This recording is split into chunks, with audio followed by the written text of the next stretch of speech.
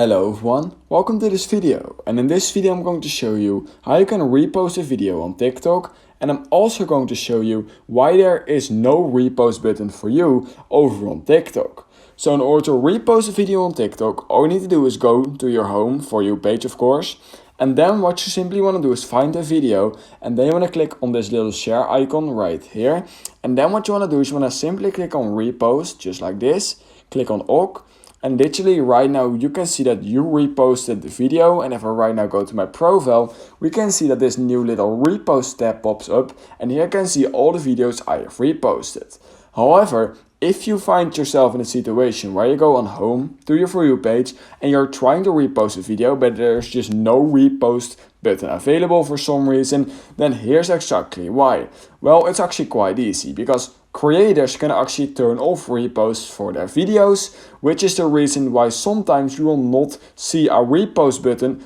over on some videos, and that's simply because the creator has repost disabled. So I hope you learned something from this video. If you did so, please consider liking this video, subscribing to my channel, and I hope I will see you in my next YouTube tutorial video.